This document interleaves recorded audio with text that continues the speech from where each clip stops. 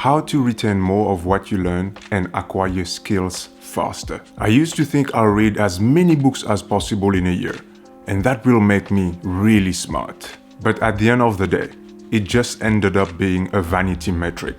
Oh look, I read this many books in a year. If you tried that too, you quickly realize you don't remember a lot of what you read. So how can we retain more of the books that we read, more of the podcasts we listen to, as well as acquire any skills faster? Alright, let's dive in. Right off the bat, let's look at the biggest and best tip to get better at anything. The number one tip is to make sure that your output is always more than your input. What do I mean by that?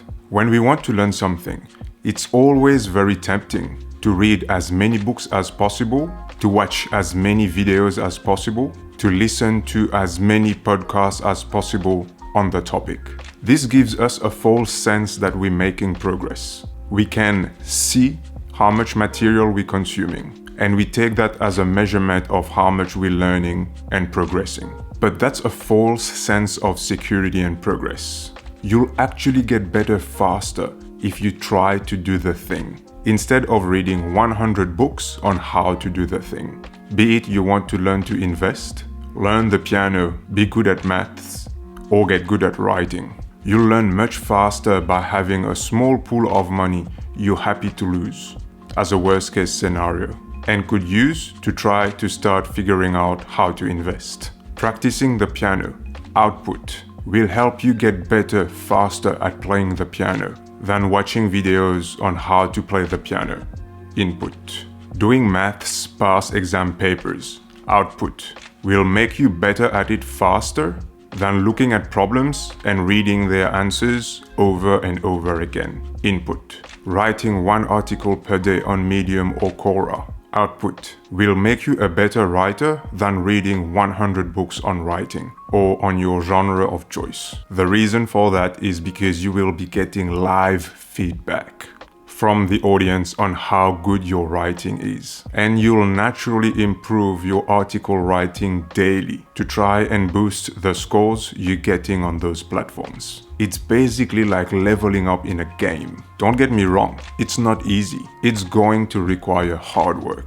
Outputting work instead of passively consuming materials from others is much harder and more time consuming. But it's the fastest and best way to get better at a craft. So practice, practice, practice. Practice makes perfect.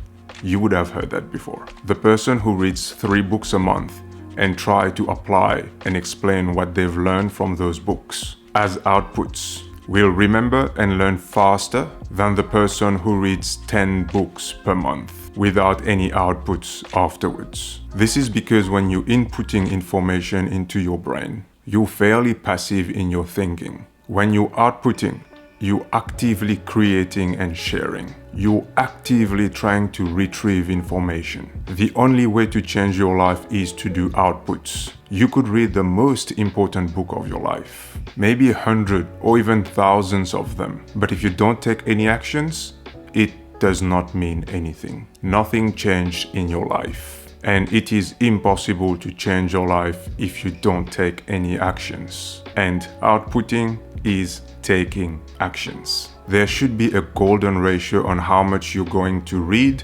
listen to, consume, and how much output you're going to do afterwards. Most people get the ratio wrong. Most people do 70% input, so let's say read books, and only 30% output, i.e. sharing it, summarizing it, telling it to someone else, or taking actions from the book. However, it should be the opposite. 30% reading books, listening to podcasts, etc., and 70% dedicated to outputs, which is pretty hard actually, if you think about it. Because think about how many hours you currently dedicate to consumption in a day, social media and all, and how many hours do you actually spend to create, to share, and take actions from the materials you're consuming? Probably not that much. So that means we're actually doing the wrong amount of input and output to optimize learning and retention, and we should fix that.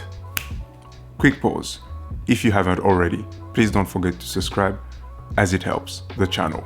Be an optimist. Be an optimist when it comes to learning something you need or want to learn. You need to be an optimist and just keep practicing when it comes to learning. I've heard people say, "Oh, I'm not good at maths," or "I'm not really good at writing." Nobody is good at this when they're doing it for the first time. You may have a propensity for one of them, but it doesn't mean you'll be great at the thing in the long run if you don't keep on practicing and growing. If you don't keep at it, someone who did not have a propensity for the thing to start with, but wanted to get good at it and kept on learning, will definitely overtake the person who thought they were naturally good at the thing and is putting no effort in improving their abilities. Liking or having a natural inclination for a subject or skill when you're starting doesn't guarantee success in it in the long run. You'll need to keep working at it to be good at it. You can learn anything you wish to be good at if you really want to do it, and you keep going at it. It's just going to be hard work. It's all about having a growth mindset. Take me, for example. I studied mechatronics engineering at university. It's a broad field consisting of subcomponents from electrical engineering, mechanical engineering, control engineering, and computer science. And I also took finance as a minor. There is no way I was going to be good at and love all of it from the get-go. But I wanted to grow and get better and kept at it, and that is what matters. So I just put in the hours and ended up doing fine. Get feedback fast. Get exposure to doing the thing you're learning to accelerate the feedback loop. When learning something new, you want to get live feedback on how you're progressing as fast as possible so that you can incorporate that feedback in your next output and see if it improves your results. So be open to feedback. Be open to suggestions. If you can get data as feedback, that's even better. Example, if you want to be a better writer, sign up to Medium and Quora and see if you can pipe out one blog post or answer one question per day. The feedback, like the likes, shares, bounce rates that you get from people reading your articles on those platforms, will help you improve faster than writing an essay per day that nobody sees. If you fall in this category of wanting to improve your writing fast, I highly recommend The Art and Business of Online Writing by Nicholas Coles, where he goes through his journey of becoming one of the top ghostwriters for CEOs and the steps he took. He also started by answering one question per day on Quora. But remember, produce more outputs than ingesting inputs. So don't go about reading books without practicing your writing. See if you can sign up to platforms that will provide you with that data to get better at the craft that you're trying to improve at, and start producing outputs and incorporating feedback that you receive in your next deliverables. Focus on the positive. You're definitely going to stumble and fail. It's guaranteed. You're going to get feedback that you don't quite like, but you gotta keep going. Let's say you're learning a new language. You're going to learn new words. You're going to forget them. You'll need to revise them. You'll start to learn phrases. So ensure you keep practicing speaking and verbalizing what you're learning. In general, that won't happen, but some people might even laugh at you. That's where you start growing thick skin and just ignoring them. All you need to consider is if you're making progress or not. As Winston Churchill said, success consists of going from failure to failure without loss of enthusiasm. So keep positive and focus on the progress you're making, and forget and disregard the naysayers.